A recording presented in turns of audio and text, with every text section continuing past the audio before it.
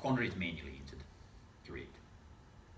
Do you have a smart scale? For weights, so if it's weights, yes. So if it's weights, you don't need to enter it. You can put it on a scale and then weigh it out, correct. Likewise with the silo, if depending on how the silo, say flour silo is operated, it may well be that we can link into the scale, and we say, rightio, we're now issuing out the flour for today's batches. We know it's this particular batch.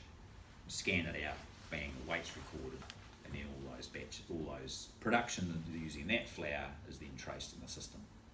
So a few ways to tackle that. Similarly, so weight can automatically come up. And you'll see down here, there's a scale. So if I click on scale, it'll automatically display the weight on the scale in real time. And then I've just got to say, rightio, confirm. Confirm will come up, confirm, and then it will basically take the weight that's on the scale, or if it's a differential weight, and then push that in as being issued against either a specific order or the issues to the factory for the day. So if flour is issued to everything that's made for the day, most companies would have just one order for the day, scan one order, scan all this particular flour is gone out, and that handles the flour traceability. Yeah, that's something we work through with the review that we've proposed. But in a nutshell, that's the basis.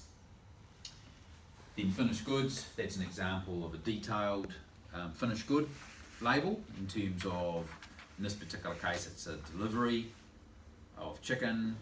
It's got all the best before date information, all the food information, and it's printing out on the particular product, in this case, who it's going to.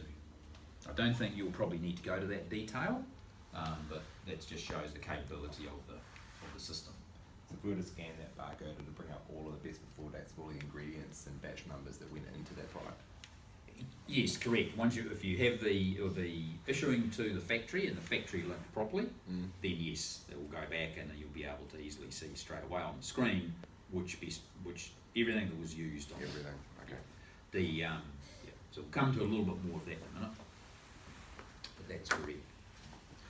So in this case, they have this assembly order running for passion fruit slice, and then in this case they're saying, I've now got 20, they put in 20, hit submit, and it prints out a pallet label or box label.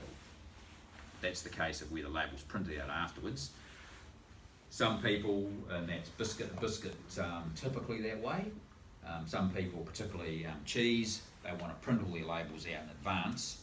So they print the labels out in advance, then as the product's coming out, they then scan it, the label that's on the product, and then say, rightio, I'm now receipting 50 or 100 of that product. Or it can be automated as well. So this one here, this is an example of a receipting station. Here's there's a scanner associated with this tablet. It's a tablet, stainless steel trolley. They've got their production orders and all that sort of stuff in there. And then what they do is in this particular case, they have pre-printed labels. Labels are going on each box. Pallet comes up, which is 288 units. They scan one label off one box because all the boxes are the same batch, same expiry date. It then comes up what the product is in the batch and the best before date. Then all they have to do is enter 288, and then bang, 288 is booked immediately into stock in the system for that batch and that best before date. This one is conveyorized. So in this case, again, labels pre-printed, the completed boxes coming down a conveyor. It's got a wide automated scanner, and that scanner is looking for a barcode on a box. Immediately it picks up that barcode on the box, it books the box into stock with that best before date, that expiry date. I haven't been through the factory for a long time, but from recollection, you've got quite a bit of conveyorization in some cases. So maybe, you know, that might be an option, just like a box goes through metal detector, box passes under that scanner, bang, it's booked into stock with the traceability associated with that. So will the system should be showing 1,000 transactions or 111, or is it? Yeah, correct. Okay.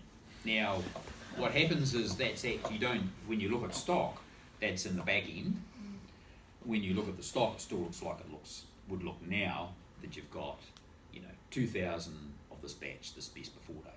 But behind that, in the back, is all the transactions associated with it.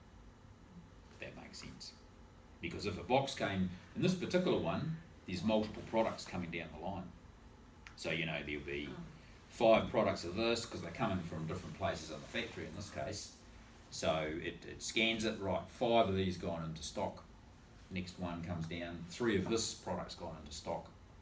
You know, now you might be a bit more straightforward, where you're just running one product for a period of time, possibly. But in this case, it's handling multiple products coming down that conveyor.